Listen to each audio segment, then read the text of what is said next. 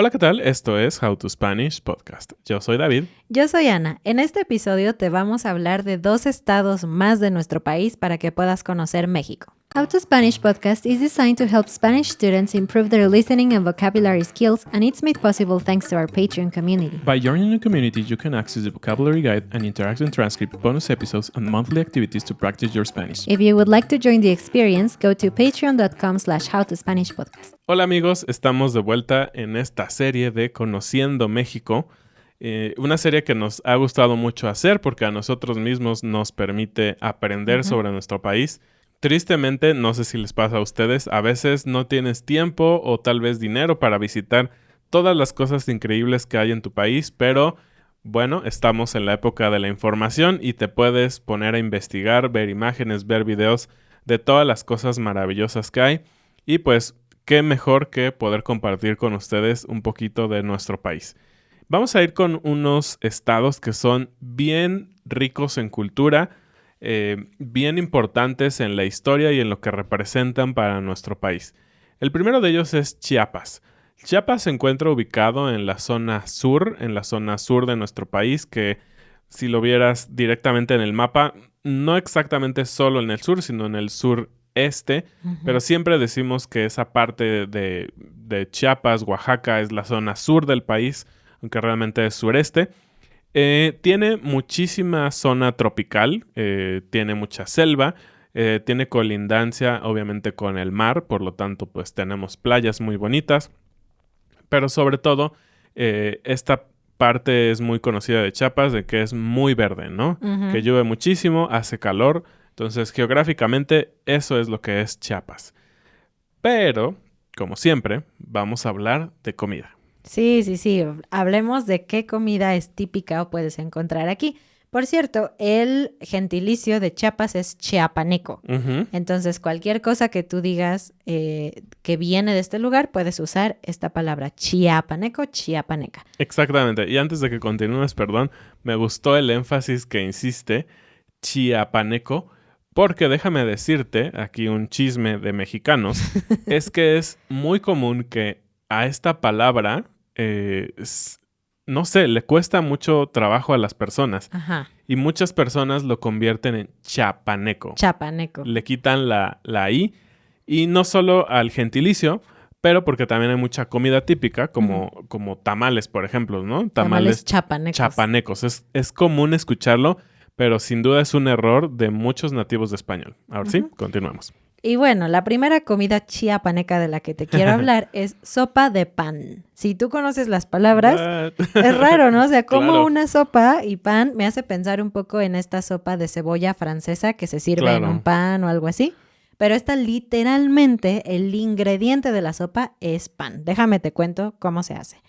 Esta comida llegó gracias a los españoles y era la comida tradicional de San Cristóbal de las Casas, que por cierto es uno de los lugares en Chiapas que puedes visitar. Muy importante, es una ciudad importante. Una ciudad importante, un pueblito mágico, muy lindo, ¿no? Y bueno, esta sopa se usaba en las celebraciones, especialmente de Semana Santa, que ustedes conocen como Pascua probablemente, y por esa razón esta sopa también se conoce como sopa de fiesta. ¿Qué lleva? Lleva pan rebanado. Nunca puedes cometer el sacrilegio de poner trozos de pan sin rebanarlos. Esto es como... O el bolillo entero, ¿no? Ahí en la sopa. Claro, tienes que rebanar el pan. Se utilizan especias como, por ejemplo, el tomillo, que tampoco se usa tanto en otras partes de la cocina mexicana. Sí, ahora que lo pienso, ¿no? Tal vez en el mole, pero está muy mezclado. Y algo muy interesante es que lleva fruta, lleva plátano macho, que es este plátano que es mucho más dulce, que de hecho más grande. Es grande y lo freímos y comemos como postre muchas veces. Lleva también pasitas. Las pasitas son las uvas secas. Odio las pasitas. Hemos hablado y hemos hecho una encuesta, creo, hace varios años o meses, ya no me acuerdo, sobre las pasitas. Yo soy team pasitas, Ana, ¿no? Y también lleva huevo, zanahoria y calabacita. Un montón de cosas. Pero bien raro, o sea, yo nunca había pensado en, zanahoria y pasitas, sí, es como una combinación dulce. Pero calabacitas y pasitas y plátano y huevo, no sé, es bastante interesante. Y espérate, también hay como versiones versión 2.0 de esta sopa, en el cual le agregan papas, chícharo, azafrán y ejotes. Entonces, Ándale. estás hablando que es una mezcolanza, ¿no? No me imagino cómo se ve. No sé si se ve apetitosa, la verdad. Yo sí vi fotos para la investigación y a mí sí me parece apetitosa, pero sobre todo porque a mí me gusta el pan, así que si tiene pan, yo le entro. Y algo que me parece interesante, perdón, sobre esta sopa, es que no tiene caldo de jitomate, que eso es muy común, ¿no? No, sí lleva un caldo. La verdad es que no sé Ok. cómo se produce, se hace el caldo. Realmente me enfoqué en estos ingredientes que lleva la sopa. Pero hay muchas recetas en internet. De hecho, yo vi varias, así que ¿por qué no la intentas y la pruebas? Suena bastante interesante. ¿Qué más hay? Bueno, tenemos huevos a la chiapaneca. Y este platillo, el ingrediente principal, obviamente son huevos, pero también tienen frijoles de la olla, que son caldosos y tostadas. Las tostadas son maíz, normalmente seco, a veces es frito, a veces es horneado. Es básicamente una tortilla dura. Dura, exactamente. Algo interesante y cambia muchísimo mi perspectiva de las tostadas es que las rompen en trocitos, ok, normal, pero las fríen. Pero las tostadas a veces ya están fritas. Exactamente. ¿Por qué vas a freírlas Entonces, otra vez? obviamente el tema es que lo hacen al momento de que se produce esta comida. Entonces, fríen el frijol, el huevo y las tostadas otra vez. Supongo que eso al momento de que se hace junto genera un sabor único. Y bueno, pero sí, es bastante extraño pensar en freír una tostada. ¿Y con qué se come? Con rodajas de queso, aguacate, crema, rajas en chiles en rajas, es decir, chiles cortados, y cebolla picada. La verdad es que suena A mí bien se me sabroso. antoja un montón. Ese sí me dan muchísimas ganas de probarlo. A mí también. Y también hay una bebida típica que se llama tascalate. Todas estas bebidas que tienen nombres raros, casi siempre es porque provienen de una palabra indígena, Ya ¿no? sea maya, Sí, maya, náhuatl, cualquier lengua indígena. cualquier lengua. Esta bebida se considera precolombina, ¿no? Entonces, era de las favoritas de los indígenas de esta región del sur de México. Y bueno, hubo un obispo, un cronista que ya que nos conquistaron, la menciona por primera vez en un documento en 1566, Ándale. por si quieres saber qué tan vieja es. Y otra vez, esta bebida lleva maíz. Es una mezcla de tortillas de maíz, pero hechas polvo. Cuando algo está hecho polvo, le decimos pulverizado, ¿ok? Una palabra. Entonces son tortillas pulverizadas con cacao tostado en polvo. Otra vez, el cacao está pulverizado también. Y lleva un toquecito de chile. Entonces, seguramente, no sé si tú no estás acostumbrado a la comida mexicana, si puedes imaginarte este sabor, pero nosotros definitivamente podemos imaginarnos el sabor y suena bastante interesante. Algo interesante es que este producto se mezcla con agua, entonces la bebida tiene un color naranja, a pesar de que realmente es como de chocolate, y se usa algo para endulzarse y se toma fría, entonces es una bebida refrescante. Algo muy padre de este tipo de bebidas es que hay una versión de ellas en diferentes culturas precolombinas, como dijo Ana, y todas tienen esta, digamos, convergencia del cacao. El cacao se utilizaba ya muchísimo y muy interesante, la mayoría de las veces era para bebidas frías. Entonces, no solo en Chiapas, sino en Mérida sabemos que tienen una bebida precolombina de este estilo, en Tabasco. Entonces, es muy interesante que se utilizaba en toda esta zona, que es una zona en donde se da el cacao. Y bueno, ¿por qué este estado, es importante para nuestra historia? Bueno, para empezar, tiene una historia prehispánica muy grande. Fue una zona en donde crecieron las culturas mayas y se tuvieron ciudades mayas muy importantes. Una de ellas, la ciudad de Palenque y la ciudad de Bonampak. Fueron centros religiosos y obviamente políticos. Recuerden que era muy común en estas culturas que la parte religiosa y política estaban muy juntas o inclusive a veces eran los mismos. Algo que lo hace muy trascendente también es que al día de hoy Chiapas es uno de los estados que tiene el mayor número de poblaciones indígenas. Se estima que más del 36% de los chiapanecos que habitan allí son indígenas o son de un origen indígena. Algo que es interesante es que aunque hay muchos chiapanecos indígenas, Aún así, no es el primer estado donde hay una lengua indígena per cápita. Están en el 5º lugar. Esto significa que hay otros estados con mayores poblaciones indígenas en cuanto a números. Uh-huh. Y bueno, es un lugar, como dijo David, muy selvático, muy tropical y por lo tanto lleno de vida. Hay 50,000 especies diferentes de animales que viven en este estado. Y bueno, una buena parte de ellas es bastante como llamativa, ¿no? Como jaguares y este tipo de animales que no vemos tan comúnmente en otras partes del país, definitivamente, jabalíes, cocodrilos, etcétera. De hecho, muy interesante porque este tipo de animales, sobre todo el jaguar, se considera muy importante dentro de la cultura maya y llegan a ser concebidos como hasta espirituales y todo este rollo, ¿no? Uh-huh. Otra cosa, Chiapas está llenísimo de agua, tanto que se considera que alberga el 35% del agua dulce de México. Uh-huh. ¿Y qué puedes hacer en Chiapas? Chiapas tiene un lugar muy impresionante que es el Cañón del Sumidero. Y bueno, tal vez por el nombre te puedes imaginar un poquito qué es. Es como el Gran Cañón en Estados Unidos. Aquí tenemos nuestro Gran Cañón del Sumidero. Y se eleva 1,000 metros sobre la altura donde tú estás parado y está en el cauce del río Grijalva. Cauce es una palabra que utilizamos pocas veces y se utiliza principalmente en temas geográficos. En la escuela, en nuestras clases de geografía, nos enseñaban que el cauce es por donde viajan los ríos. Es tan bonito que es considerado un parque nacional y de hecho algo interesante de la historia es que muchos grupos diferentes de diferentes partes del mundo, de hecho, intentaron conquistar este cañón, atravesarlo, pero la mayoría de estas expediciones terminaron con la mayoría de los excursionistas muertos, porque triste. La verdad es que era difícil. Actualmente es un lugar turístico, hay guías, hay formas seguras de atravesar este cañón, pero antes de ser conquistado era un lugar bastante peligroso. De hecho, fue hasta 1960 que por fin se pudo considerar conquistado y fue un grupo de chiapanecos los que lo lograron. Por supuesto, los lugareños van a tener más experiencia, ¿no? Y siguiendo con las cosas naturales, hay una cosa que se llama Cascadas El Chiflón, que es una mezcla, más bien un grupo de diferentes cascadas. Son muy altas, son muy bonitas, entre ellas está Ala de Ángel, Suspiro, Velo de Novia. Hay diferentes que van entre 70 y 120 metros de altura.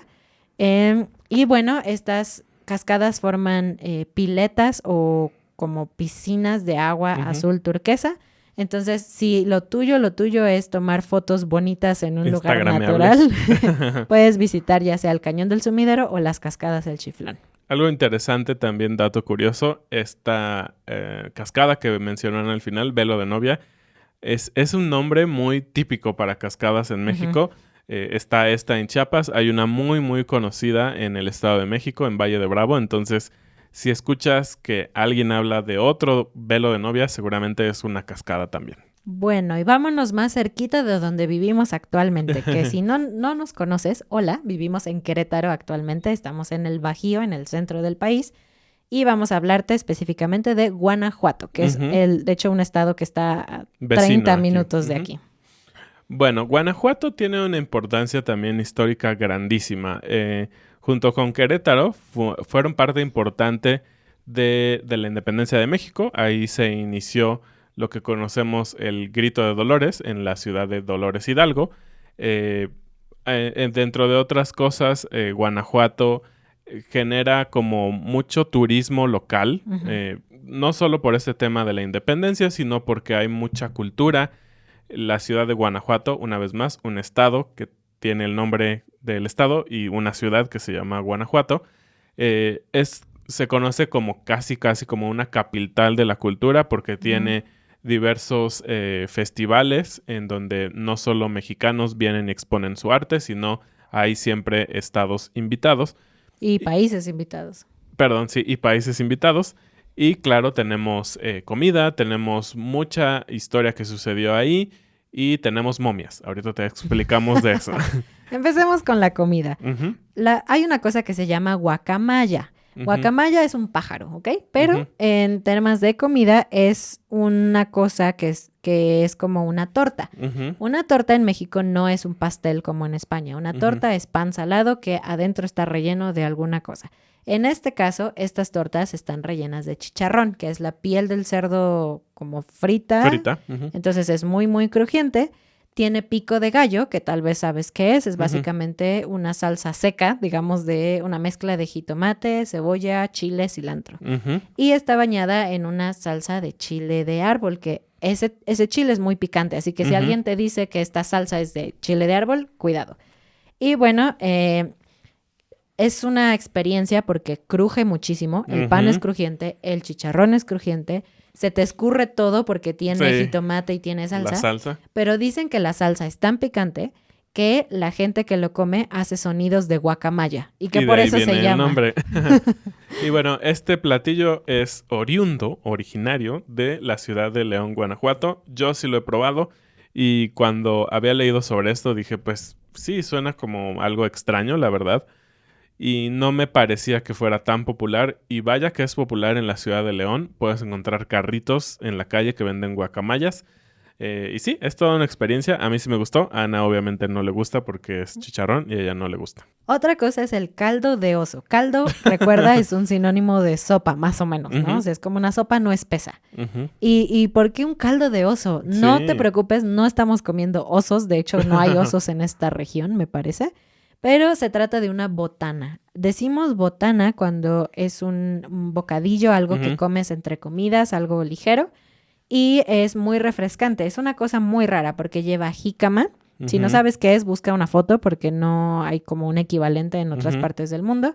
Es algo muy, muy fresco. Pepino, piña. Lleva vinagre, cebolla, chile, limón y queso. Es una cosa bien extraña. Sí, es muy, muy, muy raro. Nunca lo he probado, pero aquí dice la gente que es muy refrescante. Otro platillo muy clásico, que este sí creo que se conoce en otros lugares y que no es tan extraño, son las charamuscas. Las charamuscas es un dulce típico que está basado con piloncillo, mantequilla y se agrega más azúcar y nuez. Entonces va a ser algo súper dulce. Este dulce se vuelve también muy popular en la ciudad de Guanajuato porque se hace con forma de momias. Y hace un ratito les decía este tema de las momias. Las momias son un lugar donde tienes que ir a visitar. El Museo de Momias. El Museo de Momias, obviamente. El tema es que durante algún tiempo se tuvieron estas momias o se descubrieron y están muy bien conservadas, entre comillas, o sea, lo que puedes esperar para unas momias. La verdad es que es algo bien extraño que haya un museo de gente muerta que no se deshizo. Pero bueno, es un atractivo de la ciudad de Guanajuato, en el estado de Guanajuato. Y es una de muchas cosas que puedes hacer en Guanajuato, incluidas las callejoneadas. En las callejoneadas tú puedes contratar a un grupo de estudiantinas, que es un grupo de personas que van cantando, actuando, hablando, y te van contando las tradiciones, leyendas de Guanajuato. Y van contándote esto mientras van cantando. Entonces, es un espectáculo, casi siempre sucede en las noches. Si tú estás en la ciudad de Guanajuato durante el día, vas a ver que hay gente vestida de forma interesante que te está ofreciendo este servicio y los puedes contratar e ir aquí. De hecho, uno de los lugares a donde seguramente te van a llevar y una leyenda que te van a contar es la del Callejón del Beso. Este es un lugar, es una foto obligada. Cualquier pareja se toma una foto en el Callejón del Beso besándose. Y esta historia, ya cuando vayas a Guanajuato, te la contarán con más detalle, pero es una historia que vale la pena. Es la versión mexicana de Romeo y Julieta, ocurrida en la ciudad de Guanajuato. Muy recomendable, es muy divertido y puedes ir comiendo y tomando cosas durante este viajecito que ellos van haciendo durante la ciudad. Y algo que les mencionaba hace ratito sobre los festivales. Este festival se llama el Festival Internacional Cervantino.